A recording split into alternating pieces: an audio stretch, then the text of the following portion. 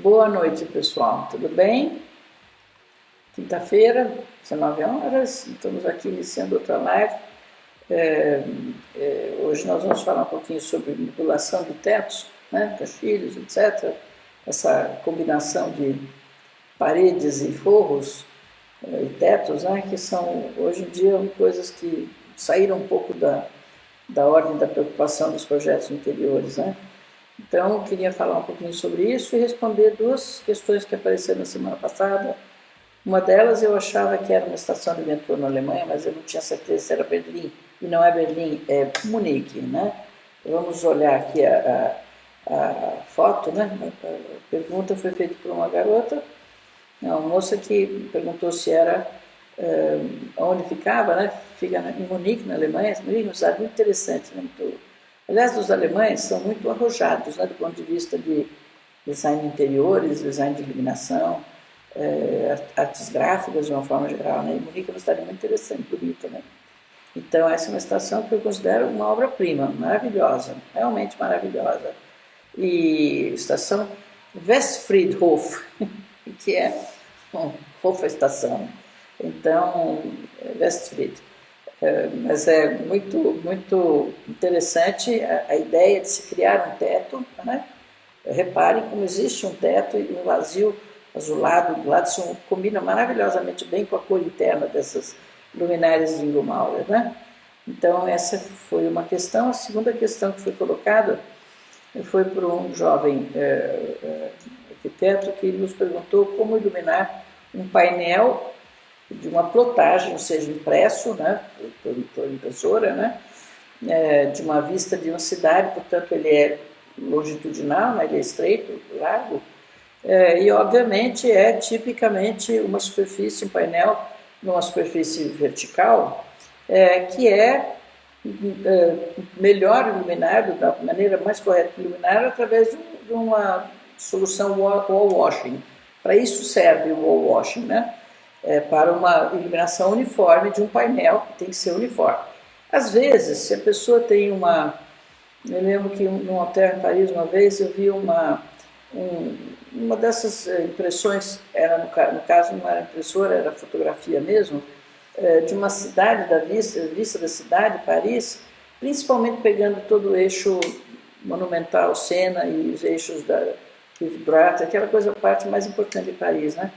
E, obviamente, a gente poderia fazer iluminação com o wall washing e colocar pontos muito discretos de spots para acentuar algumas dos pontos mais interessantes da cidade. De modo que o wall washing, sendo uniforme, não impede que a gente trabalhe um pouquinho a fotografia também. Se fosse no museu, certamente isso seria feito, né? Em casa, talvez não necessite. Mas eu mostro aqui qual é o facho típico, uma fotometria, que é, na verdade, o corte da luminária. Se colocando a luminária na parede, encostada na parede, a gente vê essa luminosidade. Como quando a gente tem um facho luminoso de uma prateleira que encosta na lateral e a gente vê aquele corte marcado, isso é o corte marcado de uma luminária que tem essa distribuição assimétrica que se sai do teto e se dedica apenas à parede. Então tem uma imagem, na próxima imagem, a gente vê um painel ao lado de um edifício que nós fizemos, um painel de madeira à direita que fica atrás do balcão de recepção, e nós usamos um wall wash de muito fino trato, que é a fotometria que a gente mostrou agora. Ele não tem nenhum ofuscamento, reparem que a luz das sancas indiretas é muito mais brilhante do que essa luminária, e ele tem a propriedade de iluminar de cima a baixo, por completo, toda a superfície vertical. É um trabalho de uma madeira africana muito bonito, né? As paredes são inclinadas em relação ao piso, em direção ao piso, e também são desconstruídas, né? São todas diagonais, né?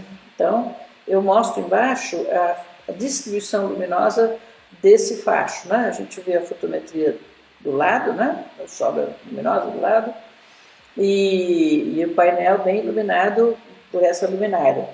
Esse projeto é de um escritório americano. Eles têm o hábito de iluminar, colocar como piso de todos os seus lobbies, as áreas de uso comum, o preto brilhante, né? Então, faço questão de mostrar que o preto brilhante é um espelho, ele reflete exatamente tudo que se coloca no teto e nas paredes, né?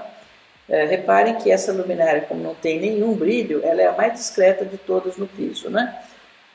Mas as outras soluções foram propostas, assim, quase que impostas pelo projeto de interiores, aquele rasgo que termina aqui, corta na perpendicular, que não tem nenhum sentido, porque ele não ilumina nada, é só um risco no teto, né?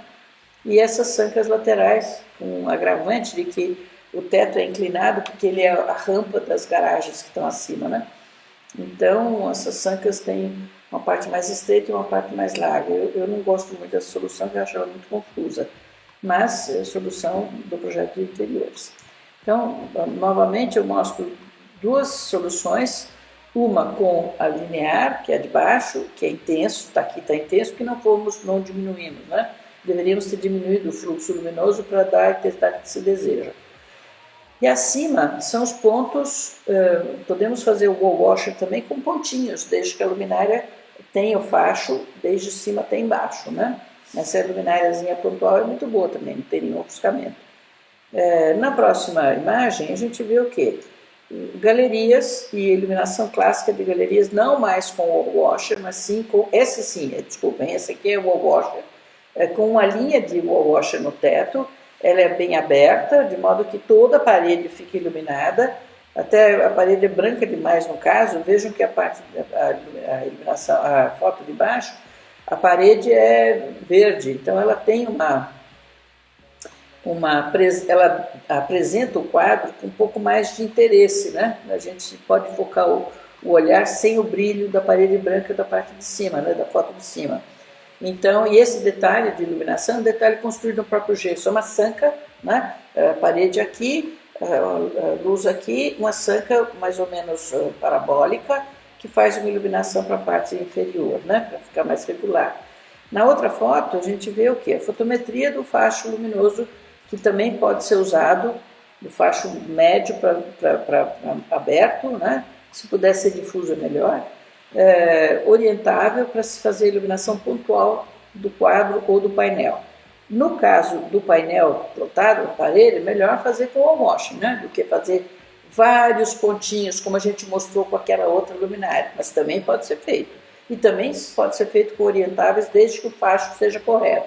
Então, reparem que na fotometria a gente vê pelo eixo horizontal, vertical, que é 0 graus, baixo, a gente vê que ele não chega a 30 graus, portanto 30 mais 30 daria 60, que é bem aberto, mas mais ou menos 27, 25, duas vezes 50 graus de abertura, né? Se esse facho tiver um difusorzinho na frente, melhor, porque aí, como nós vemos na outra figura, a gente tem duas situações. Ou os fachos são dirigidos a cada obra, coisa que dá uma impressão ruim, na minha visão, porque fica um contraste muito grande entre a luminosidade dos 2, 3 pontos focais sobre os quadros e as paredes em contraste muito escuros, né? Porque o piso é escuro. Reparem que a foto de baixo, o piso é claro e, portanto, existe uma contribuição do reflexo da luz no piso que ilumina um pouco mais homogeneamente as paredes. E aí uma solução que eu acho importantíssima para painéis, como a gente viu naquela outra parede escura, né? Essa aqui, as paredes têm uma tonalidade pastel, muito elegante, muito bonita, muito suave. Reparem que as manchas luminosas são mais ou menos irregulares, mas elas não incomodam, porque são aclaramentos irregulares numa superfície que mantém a cor, se combina com as obras. É muito, muito elegante essa solução da galeria embaixo, né? Próxima foto a gente mostra o quê? Como a gente deve escolher os fachos para a iluminação de quadros. Reparem que a luminária nas duas imagens, isso aqui são imagens da Alux que vocês devem fazer sempre, antes de escolher a sua solução. Vejam como ela está se comportando, né? Os programas, os aplicativos são ótimos em termos de fidelidade do resultado, né?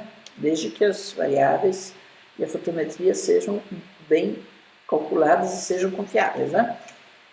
Então, por exemplo, a luminária de cima e a luminária são iguais, elas têm o mesmo diâmetro, mesma potência, mesmo tipo do LED, portanto o espectro é igual, Só que uma é para 15 graus e a outra é para 35 graus. A de cima é 10 graus, a de baixo é 35 graus. Então, reparem, a posição das luminárias é idêntica, na de cima e na de baixo. O que acontece na de cima? A gente vê marcado no piso os dois fachos de 10 graus, porque se a quantidade luminosa, portanto a potência e o fluxo, são iguais, a luminária tem a mesma abertura, a placa de circuito impresso é a mesma, os chips são todos iguais, o que acontece? Quando a gente concentra o facho pelo ótica interna, ela vai dar uma luminosidade maior na área iluminada. O que acontece? A gente vê os dois fachos no chão. Quando ela é diluída e, portanto, é mais aberto, a intensidade diminui e a gente vê um aclaramento mais suave no piso. Isso é o que faz a gente escolher um ou outro tipo de facho, né?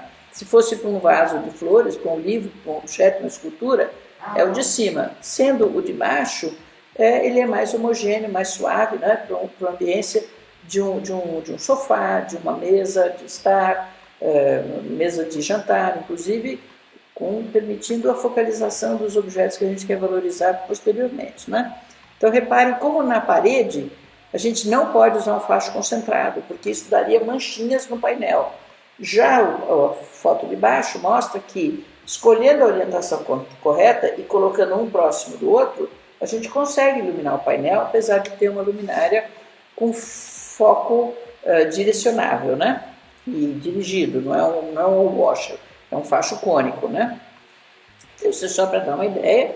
E aí eu fiz um desenho muito rápido à mão, mostrando o seguinte: a posição tanto do projetor quanto do washer tem que ser tal que os raios que incidem na parte superior do painel, que são aqueles que vão dar o reflexo mais dirigido ao olho, a luminária tem que estar tão próxima que quando ele chega nesse ponto, ela reflete abaixo do olho como está lá. Vejam as flechinhas azul, vermelha integral, logo abaixo do olho do observador, e uma tracejadinha, que é para a segunda posição da suposta luminária, né? Abaixo, geralmente, é muito tangente e vai sair sem incomodar. Mas a parte de cima, a gente sempre tem que escolher, e é por isso que tem que fazer o primeiro esquema, definir uma distância da parede, uma distância entre, e aí fazer a leitura no dialux, tá certo? Então, eu espero que eu tenha ajudado a solução do painel, né? Foi uma pergunta muito boa, que é prática de aplicação de wall wash.